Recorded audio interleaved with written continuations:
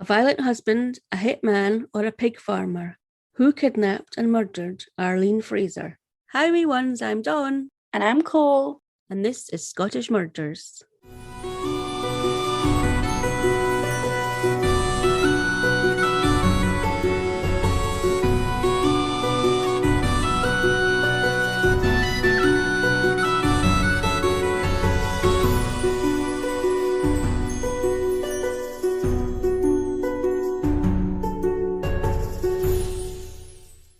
Just before we start our story today, we're going to play you a promotion of one of our podcast friends. We love their podcast, and we hope you will too.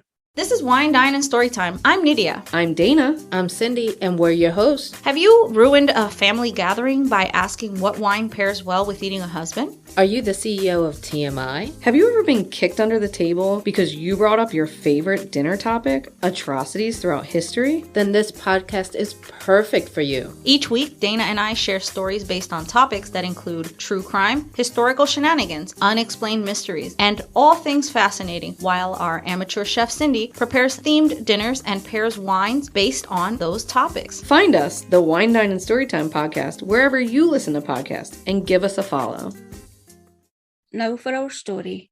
33-year-old Arlene Fraser was living at number 2 Smith Street in Elgin with her 2 children, Jamie 10 and Natalie 5, at the time of her disappearance. Her husband, Nat, had a restraining order as he had attempted to murder Arlene previously. However, this hadn't kept him away. The 28th of April 1998 was just like any other weekday for Arlene Fraser. She got her kids ready for school and waved them off, but that wave goodbye to her children would be the last time she was ever seen again. Elgin is a town in Moray, now with a population of over 24,000 and is situated in the northeast of Scotland, lying on the south coast of the Moray Firth, approximately halfway between Inverness and Aberdeen. Elgin once had been a city in the 13th century when an imposing cathedral had been built, but the cathedral was later abandoned, making Elgin a town. The ruins of the cathedral remain to this day. For today's story, I gained most of the information from a book called Death in a Cold Town by Steve McGregor, where you can find even more in-depth information about Arlene and Nat Fraser than I've been able to include in this story. Arlene was a popular and outwardly confident person, but internally she lacked confidence and didn't believe people when they told her she was pretty. This lack of confidence could have stemmed from always being compared to her elder sister, Carol, who could apparently do no wrong. However, by 1985, Arlene's sister had married and had moved to Erskine, just outside of Glasgow, and her parents had split up, with Arlene opting to stay with her father, Hector, in Elgin, where she worked in a clothes shop. At Hogmanay in 1985, when Arlene was 21 years old, she attended a party where she and Nat Fraser, who was 26 years old, finally got together. Nat appeared to be quite the catch, as he was a friendly, confident, popular man, and he was a partner in a successful fruit and veg business in Elgin. Nat also played the guitar in a local band, as well as being a rugby player. However, there was another side to Nat. He had a habit of fighting with others, both verbally and physically, after a few drinks, but due to his friendly nature, this was shrugged off as just being Nat's way. Nat was also very popular with the females, and he would regularly have new girlfriends, sometimes even having a couple on the go at the same time. However, when Arlene and Nat finally got together at the Hogmanay party, he seemed to, at least initially, change his ways and to have really taken to her, and she him. However, not everyone was quite as taken with Nat and Arlene's relationship. Apparently, Arlene's sister Carol advised her to be careful and that Nat wasn't the best match for her. However, Arlene ignored this advice and forged ahead with her relationship with Nat, actually moving into his bungalow at number 2 Smith Street only 4 months after meeting. The couple lived together quite peacefully and happily, it would appear, both carrying on with their normal duties, Nat carrying out fruit and vegetable deliveries in the Elgin area and Arlene working in the clothes shop. It was in September 1986 that the couple announced they were engaged and had set a date for their wedding of the 9th of May 1987. However, before the big day arrived, in late 1986, Arlene found out that she was pregnant. The couple were delighted with the news and were so looking forward to their wedding and their child's arrival shortly afterwards. Arlene's wedding day finally arrived and she looked beautiful in her white wedding dress, with her father Hector walking her down the aisle to the waiting Nat, who wore a kilt and sported 2 black eyes. Apparently the stag do had turned a bit violent, But well, that was apparently to be expected from Nat, and it was just brushed off, and the couple went on to have a great evening reception. In August 1987, 3 months after the wedding, Arlene and Nat welcomed baby Jamie into the world. Nat and Arlene apparently were thrilled with the new arrival, and they seemed to settle down into newly married, new parent bliss. Nat did want to continue to play with his band every weekend, and with him working Monday to Saturday delivering his fruit and veg, Arlene was finding it difficult to bring up Jamie without Nat's support. Arlene asked Nat if he would give up playing in the band, but he refused, saying that he needed to let off steam after a full week of work, and he said that they needed the money. It also appeared that Nat had returned to his old ways from before he met Arlene. Arlene had heard that Nat had been seeing other women, but when confronted, of course he denied this vehemently. The problem was, Arlene was feeling more and more isolated. She had given up her job at the clothes shop to take care of Jamie, and she also was finding it increasingly difficult to see her friends. Nat liked this though, as he became extremely jealous if she went out without him, criticising what she was wearing for starters. He was very controlling, and she was completely dependent on Nat, not only for support, but financially as well, as her only source of money was her weekly allowance Nat gave to her. Arlene was lonely and stuck at home more and more by herself, until she met 17-year-old Dougie Green, a delivery driver who worked for Nat, less than a year into their marriage. Dougie ended up visiting Arlene when Nat was out at weekends, and one night the pair ended up sleeping together. Nat found out about this and was furious with Arlene. As Nat's jealousy and suspicions towards Arlene escalated, he became more and more angry, and eventually his anger turned physical and he started to push her around. Arlene had apparently confided in her family that she was afraid of him sometimes when he got like this. One night in 1990, when Arlene came home from a Saturday night out with her friends, she was met by an angry Nat, who accused her of being with another man. He ripped at her clothes, slapped and punched her until she fell to the floor, where he then proceeded to kick her in the stomach. At this point, Arlene had had enough, and she was terrified of Nat, so she took Jamie and went to stay at a women's refuge for 10 days. During this time, she also saw a solicitor in regards to divorce proceedings.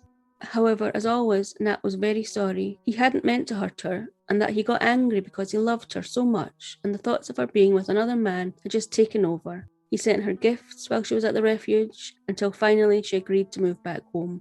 Everything seemed to settle down again for a while, and in 1992, Arlene and Nat welcomed baby Natalie into their family. However, Nat's jealousy festered continually in the background, and every time Arlene went out with her friends, an argument between the two ensued when she returned. Apparently, from the time Natalie was born and Arlene's disappearance, she had visited her solicitor a further 3 times regarding a divorce. But each time, Nat would apologise and give her a lovely gift and convince her to give it another go. She actually had an appointment with her solicitor on the afternoon she went missing to discuss the divorce and finalise the paperwork. An appointment that she unfortunately wouldn't be able to keep. In 1997, with Natalie now being 5 and Jamie being 10, Arlene decided that it was time to get some of her independence back, financially at least, and so she enrolled in a 2-year business studies course at the local college to learn new skills she could use to make her own money. It appeared, though, that the allowance Nat gave Arlene was very generous, and she had somehow managed to save up £3,000, or about $4,000. And in 1997, she had decided that she wanted to spend this money on a breast enhancement. She went ahead with this procedure without telling Nat, who, because he hadn't been in control of Arlene, was pretty angry about this. He took his bad temper out on her in various ways for the rest of 1997, such as hiding her glasses or contact lenses and ripping her clothes, all to try to prevent her from going out with her friends.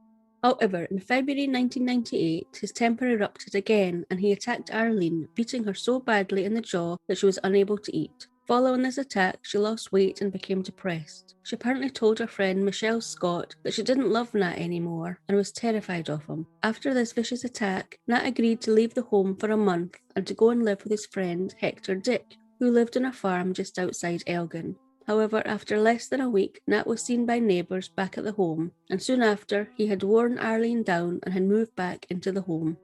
Only a month later, on the 22nd of March 1998, which was Mother's Day, Nat beat Arlene and strangled her to the point that she passed out. She had been on a night out with her female friends at a bar, and after closing time, the group decided to go back to Arlene's friend Michelle's house to continue the party. What had set Nat off this time, although it didn't take much, was that Arlene hadn't got home until 5:30 a.m. I think maybe he could have been worried about her, but it does sound more like he was angry that he wasn't in control of her. Yeah, I agree. However, when Arlene came round, she hadn't remembered the attack. Nat had told her that she'd had some kind of fit and had collapsed. So she didn't remember being strangled? Yeah, maybe she had passed out and blocked out what had happened. Maybe she was just in shock. However, later that morning, Arlene noticed some worrying red dots on her eyelids and eyes, so she took herself to the doctor. Terrifyingly, the doctor told her that the red dots were caused by strangulation and that he had only heard of this being seen normally on the dead bodies of strangulation victims. Wow, I'm not surprised she didn't remember after that then. After some persuasion, Arlene went to the police and told them about the attack and what the doctor had said. This was confirmed by the police's own specialist. Subsequently, Nat was arrested and charged with attempted murder. Nat was bailed and had an injunction against him, not allowing him to go near the house on Smith Street or Arlene. Arlene visited her solicitor again after this, and this time decided to start the ball rolling with a divorce and settlement. The settlement figure that her solicitor came up with was £250,000, which is about £460,000 and $577,000 in today's money. Arlene was a bit reluctant to ask for this amount of money, as she knew Nat would be angry, but her solicitor reminded her that Nat had a very successful business and that this was just a starting figure, and that it was best to start high and come down. So Arlene agreed, and a letter was sent to Nat's solicitor. When Nat found out that Arlene was going ahead with a divorce and that the settlement figure she was asking for was in the region of £250,000, he was furious. Apparently, he had said to Arlene that if she wasn't going to be living with him, then she wouldn't be living with anyone. Nat was clearly thinking of himself as the victim in the situation he found himself in.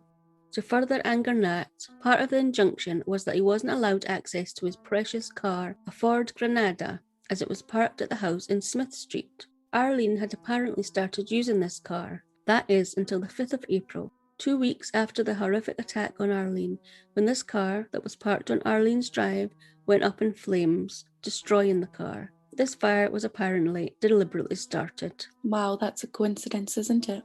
Yeah, I wonder who could have done that. Then just over 3 weeks later, on Tuesday, 28th of April 1998, Arlene disappeared. Arlene was seen hanging out washing at around 8:15 a.m. by a neighbour, and then seen by another neighbour at around 8:50 a.m. when she was waving Jamie 10 and Natalie 5 off as they walked to their school not far away. Jamie was apparently going on a group event to Inverness with his school that day, so Arlene called the school at about 9:41 a.m. to find out what time he was returning. The receptionist didn't know the time, so she said she would check and call Arlene back. However, when she called Arlene back approximately 10 minutes later, there was no answer. The receptionist had been the last person to ever speak to Arlene Fraser.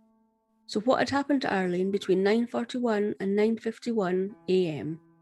As Arlene had Tuesdays off from college, she liked to use this day to catch up with her friends whenever possible. And on Tuesday the 28th of April, she had arranged for her friend Michelle Scott to come and have lunch with her at the bungalow. When Michelle arrived at about 11 a.m. for this lunch date, she knocked but there was no answer. The door, however, was unlocked, so she went inside. She did find the fact that the door was unlocked very strange, as Arlene was very security conscious. Yeah, I think that would have been a red flag for me too after what she'd been through. Yeah, me too, definitely. So Michelle called out, but there was no answer.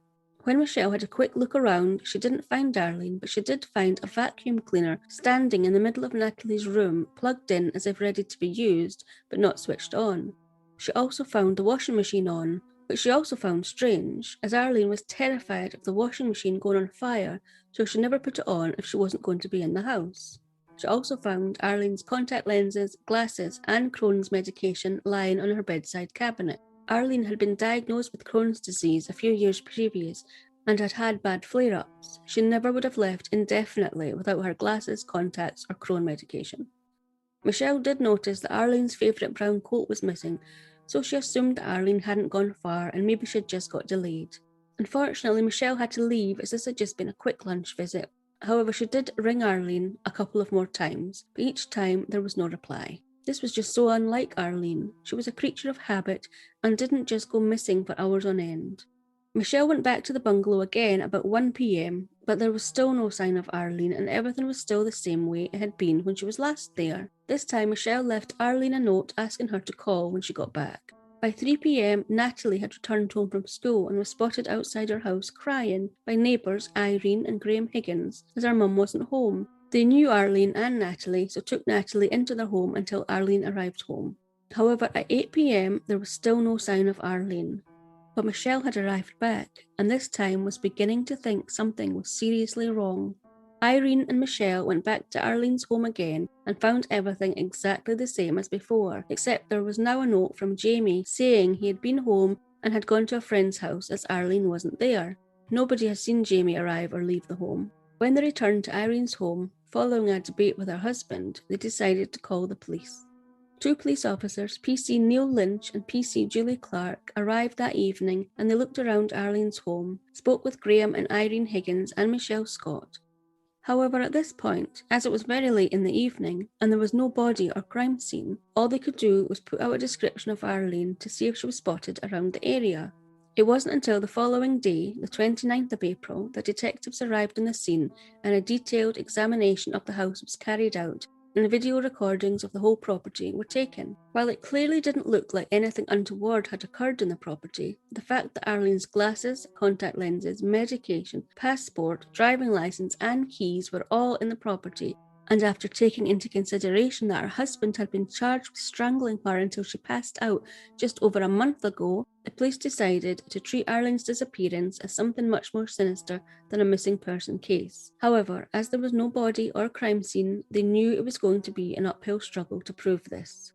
It wasn't until the 3rd of May, 5 days after Arlene was last seen, that a massive search took place of all open spaces around Elgin. This was carried out by police and volunteers, including Arlene's father and stepfather. However, Nat did not attend. Okay, so why did it take so long to arrange a search? I think it was because there was no body or crime scene, and that they were just busy searching the house and doing interviews. I think they also held out a bit of hope that Arlene would probably just come back. And do we know why Nat didn't attend? No. Well, that's suspicious. Isn't it? Interviews were carried out with any potential witnesses or locals that could give a better picture of Arlene and her life. A lot of people were of the impression that Arlene had just gone on holiday without telling anyone and had just left her children to come home from school with no one to look after them. People actually thought that that's what she would have done. Yeah, I can't believe it either. She was supposed to be a caring and compassionate person and doted on her kids. There was no way she was just going to have left and gone on holiday. No, that would be classed as neglect, and she doesn't sound like that type of person at all. No, I don't know what these people were thinking. There were also other rumours going around which also got into the newspapers, that Arlene was into drugs, drink and sleeping around. Well, she had had that one affair and she did enjoy a night out with her female friends now and again, but did this really make her a bad person or parent, or mean that she would just have left her children suddenly? Not only did her friend and sister Carol both confirm that these stories were nonsense, but the police actually carried out tests using hairs from Arlene's hairbrush post her disappearance, and this proved conclusively that she had not been taking drugs. It turned out that these rumours had actually come from Nat himself, trying to paint a bad picture of Arlene and draw attention away from himself. Nat appeared to have a lot of supporters in and around Elgin, and they were happy to repeat these untruths about Arlene. When detectives went to interview Nat, he was ready with a cast iron alibi.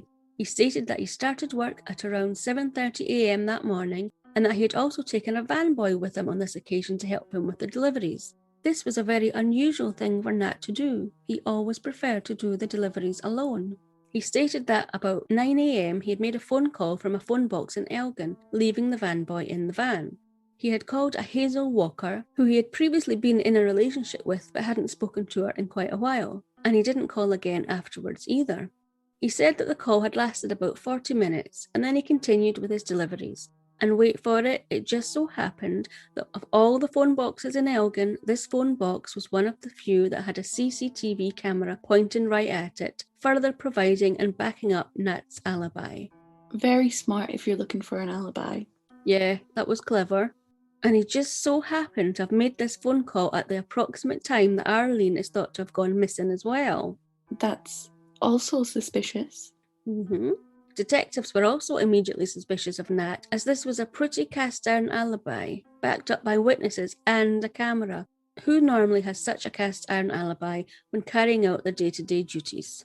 Having such a solid alibi, such as his, is almost as incriminating as not having one at all, I think. Sometimes. In this case, certainly.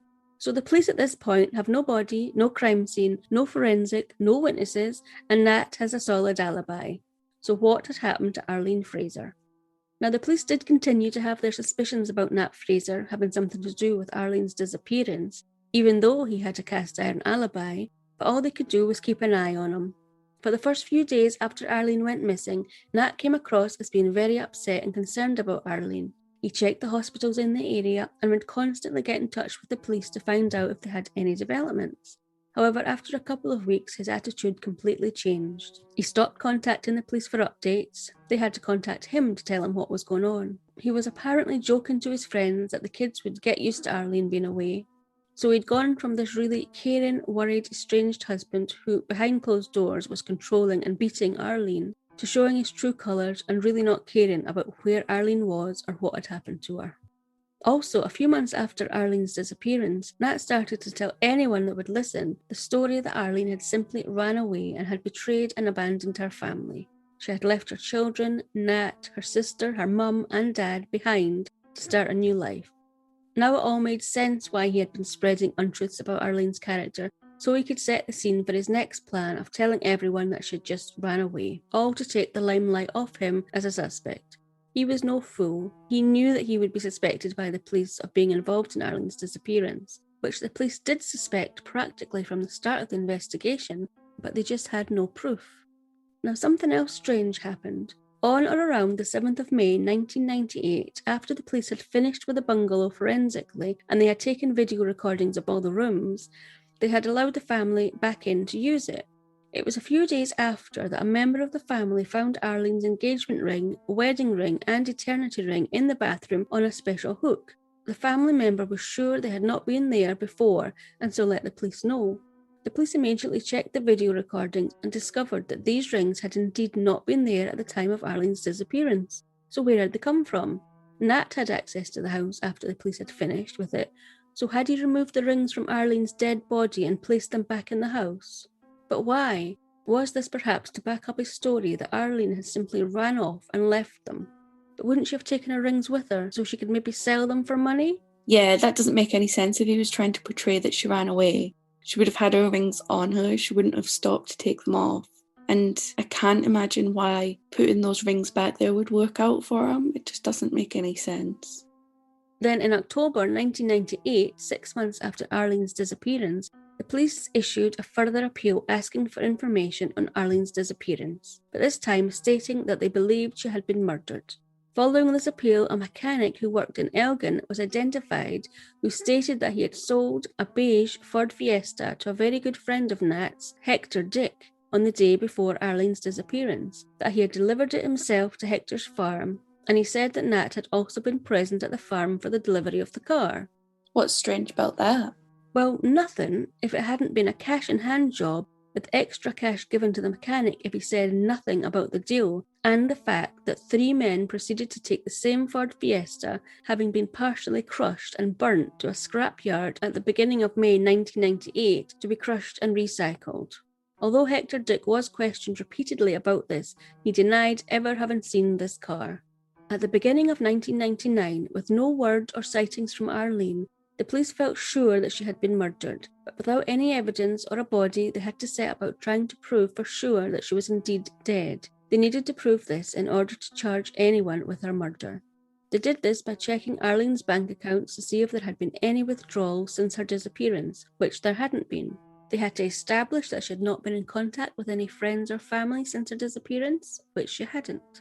They checked that she had not been in contact with any GPs or opticians in the UK to get vital medication or glasses or contact lenses, but she hadn't. All the while, Nat continued his daily routine of fruit and veg deliveries and maintained that Arlene had just gone on holiday, nearly a year since her disappearance. But fewer and fewer people were buying that story anymore. Plus, Nat had the most motivation for killing Arlene. He was waiting a criminal trial for her attempted murder 5 weeks before her disappearance. He possibly thought he wouldn't go to prison if she wasn't around to give evidence. She was also asking for a divorce and a huge settlement, which would damage him financially. And he had an injunction against him after he had attempted to murder her, so he wasn't allowed in or near his home. If Arlene wasn't around, he would get back into his home again and see his kids. But he had a cast iron alibi, so even though the police felt he was involved somehow, obviously he couldn't have kidnapped Arlene that morning, so the case went cold. Until October 1999, a year and a half later, when Hector Dick and Nat Fraser were charged with perverting the course of justice in connection with the Ford Fiesta. However, due to the lack of evidence, the charge against Nat was dropped and Hector's trial was deferred. Then on the 1st of March 2000, nearly 2 years after Arlene went missing, Nat had his day in court in Inverness for the charge of attempted murder of Arlene just over a month before she went missing. This charge was reduced to assault and he was sentenced to 18 months in prison. Unbelievably, he was released from prison in December 2000 after serving only half of his sentence. While Nat was in prison for the assault of Arlene, the police investigation continued and they were monitoring who had visited Nat in prison. He had frequent visits from another of his good friends, a Glenn Lucas. So the police started looking at this man in connection with Arlene's disappearance too. The meetings between Glenn and Nat were recorded, but there was no audio, so the police got in touch with a deaf lip-reading expert to help them determine what had been said between the two. Our findings were very damning. Basically, she said that Nat was describing to Glenn how he had cut Arlene's bones into very small pieces so that no DNA could be found. Oh, wow. He made the motion of sawing his wrist as he spoke about how he had cut her up, with Lucas supposedly agreeing that this had been a good idea and that he was sure Nat would get away with it. They also mentioned a third man involved, Hector Dick, and how he had been instrumental in Arlene's disappearance. Unfortunately, the lip-reading expert's findings were not able to be used in court, but it had given the police what they had needed. They now knew that Nat had definitely been involved with Arlene's disappearance. So why would it not be usable in court? I think it was because things of this sort were relatively new and hadn't undergone rigorous testing to ensure this was a valid practice to be used. How could he have been so stupid to say these things while he was in prison? Oh, don't worry, we'll get into that later. Oh, interesting. February 2001 was when Hector Dick's trial for perverting the course of justice in relation to his involvement with the Ford Fiesta finally went ahead, with him pleading not guilty.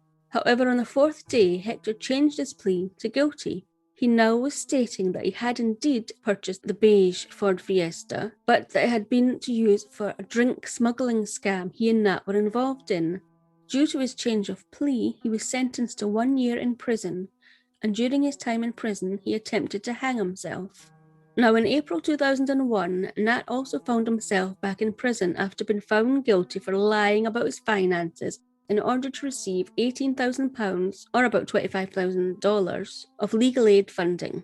This was 4 months after being released from prison for assaulting Arlene. He was sent back to prison, this time for 12 months, although he was out again in October 2001 after serving half of his sentence. There seems to be a pattern going on here. Yes, half seems to be enough. After being released again in October 2001, Nat tried to get on with his life again, still doing his fruit and veg deliveries, but by this time there were less people who actually believed that Arlene had simply gone on holiday and left her children. People were starting to look at Nat a bit differently. It's about time. Plus, the police were constantly questioning him about Arlene's disappearance. Things were not going too well for Nat. Then on the 26th of April 2002, about 6 months after Nat was released from prison for fraud, Nat, Hector Dick and Glenn Lucas were indicted for the murder of Arlene Fraser, each being charged with conspiracy to murder Arlene, murdering her, and attempting to defeat the ends of justice.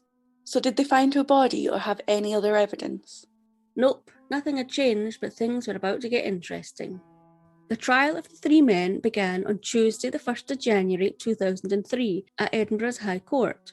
The prosecution laid out their case, and on the Friday the jury was shown the video recordings of the bathroom showing how there were no rings present at the time of Arlene's disappearance, but that they had appeared in the bathroom on or around the 7th of May 1998. Everything seemed to be going well for the prosecution until Tuesday the 14th of January, when it was announced that the charges had been dropped against Hector Dick and Glenn Lucas, and they were immediately released. What? Why? Well, over the weekend, Hector Dick had decided to turn on his long-term friend Nat to save himself, and he had told the police an amazing story of what had happened to Arlene. He said that Nat had hired a hitman to kidnap and kill Arlene, that her body had then been burnt and dismembered in a machine on Hector's farm that was designed for cow disposal, and then her ashes were scattered. Now you might think, okay, great, now we know what happened, good for Hector.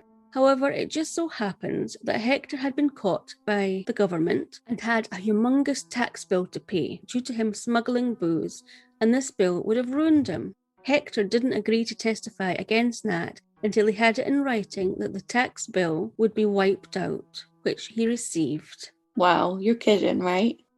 No. So now Nat would be standing alone with a new charge of arranging Arlene's abduction and murder. So the trial reconvened on Monday the 20th of January 2003, and Hector Dick was questioned for a prolonged period of time. And of course the question of the purchase of the beige Ford Fiesta was brought up again. Bearing in mind that at Hector's trial in 2001, he said that he had bought the car for drink smuggling that he was involved in with Nat. However, now at Nat's trial, he said under oath that he had bought the car on behalf of Nat. So Hector had lied about ever buying the beige car initially, and now he was saying under oath that he had been lying about what it was used for. What was to say that he was now telling the truth? Were the police and the prosecutors just grasping at anything they could to convict Nat, as they knew they didn't have enough evidence, regardless if it was lies or not? Yeah, I'm beginning to wonder that myself. Over the course of the trial, Hector continued to say very derogatory things about Nat, blatantly pointing the finger at him for Arlene's kidnapping and arranged murder any way he could. Nat also gave evidence at this trial in his defence, where he denied vehemently murdering his wife or being involved in any way. Nobody knew what the outcome of the trial was going to be. It was very superficial, and the case rested on whether the jury categorically believed that Nat had returned Arlene's rings to the house after she had been murdered. Carol, Arlene's sister, and Hector, Arlene's dad, were extremely nervous about attending for the verdict on the 29th of January 2009, almost 5 years since Arlene's disappearance. But they needn't have worried. Nat Fraser was found guilty with a majority verdict. He was sentenced to life imprisonment to serve a minimum of 25 years. So finally, the family had some closure and peace to grieve for Arlene. Even if they didn't have her body, they could try to go on with their lives as best they could. Right? Wrong. The story doesn't end there. Following the trial, Hector Dick appeared to have negotiated various deals with newspapers, and he continued to give news statements about what had happened to Arlene, saying things like Nat had hired a hitman who had strangled Arlene at home, and then Nat had gone and cleaned up, amongst other things. Bearing in mind this man had already lied repeatedly. This was extremely difficult for their family to hear, especially when they had their suspicions that Hector was more involved in Arlene's disappearance than he had been letting on. Now, Glenn Lucas didn't just fade into the background either. He was apparently sick of having the finger pointed at him by everyone, and so persuaded a newspaper to pay for him to have a lie detector test to prove once and for all that he wasn't involved. He passed. In April 2005, a book was published called Murdered or Missing, the Arlene Fraser Case, which was co-written by Glenn Lucas himself. This book basically suggested that Arlene was still alive and had walked out on her children. He alleged that she had been into drinking and drugs and having affairs. The book also ridiculed Hector Dick's testimony. Glenn Lucas was still a good friend of Nat's and had stood by him protesting his innocence for years. He wasn't going to stop now. That was until he died in September 2006 from a heart attack. Now, following Nat being convicted and sent to prison, revelations about the prosecution's leading evidence for charging Nat started to come into question. There were now questions being raised about the 3 rings that were found in the bathroom. PC Neil Lynch and PC Julie Clark, who were first inside Arlene's home on the night her disappearance was reported, came forward to say that they had actually seen these rings in the bathroom when they had first checked Arlene's home that evening. They had apparently informed their supervisors about this, but for some reason this information never reached the relevant people, and Nat was charged. with the 3-ring saga being a large part of the prosecution's case. So, who removed them then? Well, it was claimed by a PC, David Alexander, who had been part of the investigation, that these rings had been seen in a desk drawer of a detective sergeant. However, PC Alexander had his own problems and was in court for a breach of the peace charge in 2004 and was subsequently suspended from the police. However, he widely made it clear that he felt there was a cover-up going on in this case. He went on to give Nat's solicitors a statement where he admitted that it was a Detective Sergeant David Slessor who had told him about seeing the rings. David was also involved in Arlene's investigation. However, this fact couldn't be corroborated by Slessor, as he had apparently killed himself in July 1998. This just keeps getting more and more confusing.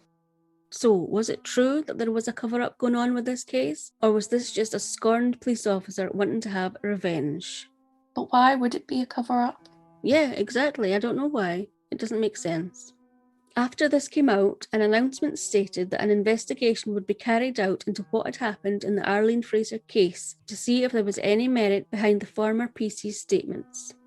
So, obviously this was great news for Nat, and so his solicitors immediately appealed against his conviction. And on the 12th of May 2006, Nat Fraser was released from prison on bail while he waited to hear about his appeal against his murder conviction. Okay, so that he's out of prison again. Yep.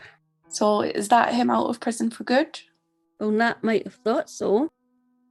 Nat's appeal hearing started on Tuesday the 13th of November 2007 in Edinburgh. This lasted for 2 weeks where all the evidence was presented and gone over. It can often take months for a verdict to be decided after all the evidence is presented, so Lord Johnston, the judge overseeing the appeal, instructed that Nat go back to prison to await the result. Everyone was shocked by this. In actual fact, the verdict of the appeal wasn't announced until the 8th of May 2008. So Nat had been in prison for 6 months waiting for the verdict. His verdict was upheld, his appeal was refused, and he was to serve the remainder of his sentence. It's like being on a roller coaster now. I can't keep up. So following this, Nat's legal team continued to ask for appeals, which were all refused. That was until May 2011 when Nat finally had an appeal granted. He won this appeal and his conviction for the murder of Arlene was quashed and he was free to live his life again. Are you kidding? What is going on here? I know. At this point, I just feel really sorry for what Arlene's family must be going through. They just weren't allowed any peace. It's bad enough that they still didn't know what happened to Arlene or have her body. Now the only person who has the strongest motive for wanting Arlene dead and who had been making her life a living hell while she was alive was now a free man, free to carry on with his life. This verdict must have crushed them. They thought that finally at least the ordeal of going through a trial was over, but it had all been for nothing, and they were back where they started. No Arlene, no evidence, no witnesses, and Nat free to live his life. It was, however, announced straight away that the Crown Office would be building a case in order to bring a future charge against Nat for the murder of Arlene Fraser. Upon Nat's release, the police decided that it would be a good time to release extracts of the lip-reading report, which was pretty damning for Nat. There may have been a few stragglers in Elgin who still believed that Nat was innocent, but after these extracts were released, their minds finally changed. Nat was on his own. Even his fruit and veg business partner turned against him, saying he wanted nothing further to do with him, going as far as suing him for an unpaid tax bill. So life for Nat probably wasn't as great as he would have expected back home, but at least he was still alive. However, things were about to take a positive turn for Nat. Reports had started to surface, questioning the lip reader's expertise who had been used to determine what Nat and Glenn had spoken about during the prison visits. Her credentials turned out not to be true, and when police gave the recordings and the original transcript of Nat and Glenn talking in prison to experienced forensic lip readers to see how it compared, the results were alarming. The original lip reader produced a transcript which consisted of 2,100 words, and the new experts agreed with only 234 words of this. Oh no. Not only that, but other lip-reading recordings the lip reader had produced detailed transcripts for were reviewed, and many were deemed to be such poor quality that they weren't able to confirm any words, even though the original lip reader had produced a detailed and long transcript of what was being said. Oh my god. So not only had the 3 rings appearance in the bungalow come into question, but now also the only other evidence that the police had now been proven unusable. How could they now possibly bring a murder case against Nat? But they did, as on the 23rd of April 2012, the second murder trial of Nat began in Edinburgh, this time with the addition of cameras being allowed to record the trial as a documentary, which was later shown on TV and called The Murder Trial. Nat's defence team started the proceedings by saying that Nat had a solid alibi and he could not possibly have kidnapped or murdered Arlene, and Hector Dick was named as the actual murderer. In this trial, the questions about the ring placement validity and the lip-reading expert's report was brought up by the defence. Also, Hector Dick appeared again as a witness for the prosecution. Really? I mean, it's been proven that he lies and lies again under oath. Why bring this man to be a witness again? Plus, he was happily selling stories to any paper that would pay him. It's just annoying. Yeah, it annoyed others too, and the defence spent 4 days ripping his stories apart, basically making him out to be a liar, although he did a good job of this by himself with his ever-changing answers.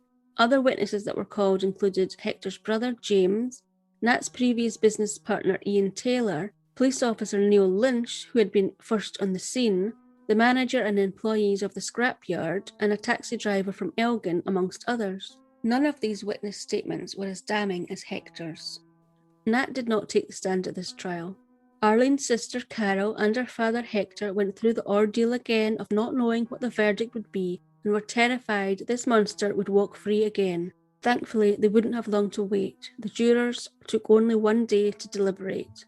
On the 30th of May 2012, 14 years after Arlene's disappearance, the verdict by majority was guilty. Nat was sentenced to serve 17 years in prison without the possibility of parole. It was finally over for the family. They again had the verdict they deserved.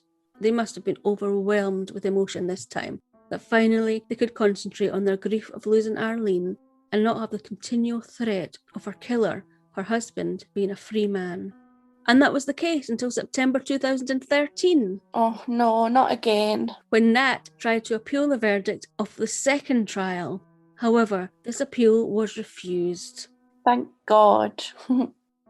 To this day, Nat continues to plead his innocence and has tried to appeal the verdict on numerous occasions. He will be 69 when he is eligible for parole. After the second trial, Hector continued to give exclusive interviews, for money obviously. Even as recently as the 28th of April 2018, he's been making statements to the newspapers. This time he was urging Nat to finally reveal where he had buried Arlene's body. Arlene's family continue to believe that Nat arranged for Arlene to be killed, but many of them believe they know who the actual murderer is and that he should be behind bars too. Now Nat's daughter Natalie, who in 2020 was 27 years old, went on to have her own children. She has always maintained that her father is innocent of killing or being involved in her mother's murder. She insists that the actual killer was her dad's then friend, Hector Dick. Jamie apparently lived in the bungalow in Smith Street for many years, with Natalie living there when she briefly split up with her partner. Arlene's dad, Hector, who at the time of recording was 79, has only one wish, for Nat Fraser to finally reveal what he has done with Arlene's remains. And finally, Hector Dick. He is still living in Elgin. Is it fair that this man told so many lies that he didn't know himself what was true anymore, and that he had his tax bill written off? This man turned on his friend, told more and more outrageous lies, and yet he has lived a long and free life. Has there been justice for Arlene Fraser? Now, obviously, there is a lot of information about this case, and there's only so much I can say in this episode, but like I said, I did get a lot of information for this episode from a book called Death in a Cold Town, The Arlene Fraser Case by Steve McGregor. I really enjoyed reading this book. As strange as that sounds, there was so much information there that I just couldn't find anywhere else. If you have time and want to know even more about this case, have a read. I'd highly recommend it. And that's the end. If you've enjoyed this episode and know just the person who'd also like it, please share it with them. Don't keep it to yourself. Please also get in touch on social media if you have any questions, comments, or suggestions, and we'll get back to you as soon as we can. All social media and contact details are on our website, scottishmurders.com, as well as all the source material and photos related to this episode. So that's it for this week. Come back next time for another episode of Scottish Murders. Join us there. Bye!